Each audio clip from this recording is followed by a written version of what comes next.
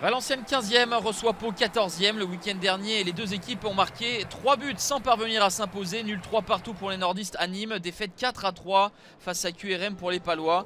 Des résultats qui laissent les Valenciennois à 1 point devant le premier relégable et Pau 3 points en dehors de la zone rouge. Autrement dit, une rencontre ce soir au Hainaut où le vainqueur potentiel se donnerait un bol d'air avant les 3 dernières journées. Mais la première période est peu emballante. Une seule opportunité que ce ballon en profondeur. Et la bonne sortie de Jérôme Prior, gardien palois ancien de Valenciennes durant 2 saisons.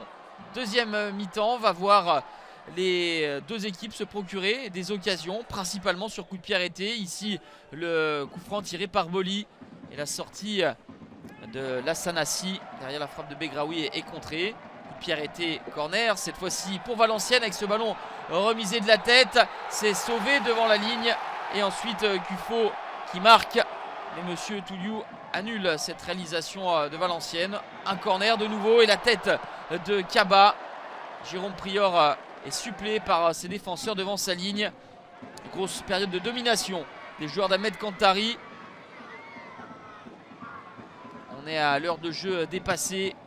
Ballon qui arrive dans les pieds de Yacine Aouari qui centre fort, un cafouillage. La défense paloise a du mal à se dégager. Et dans ce genre de situation, renard des surfaces, Adrian Gerbic surgit pour ouvrir le score. 1-0, 8e but pour l'attaquant autrichien arrivé cet hiver. La joie du public du Hainaut. Et c'est selon le cours du match, puisque Valenciennes s'était procuré 2 grosses occasions consécutivement, quelques minutes au préalable. C'est donc en toute logique que les hommes de Kantari sont devant.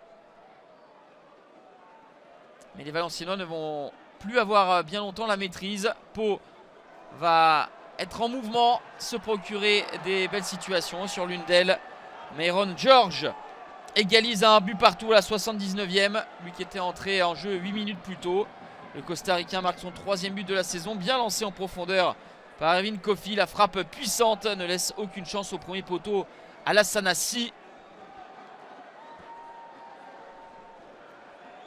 Les hommes de Didier Tolo ont réussi à recoller. Ils s'enhardissent dans ces dernières minutes avec cette frappe de Quentin Boigard qui oblige Lassanassi à une belle envolée.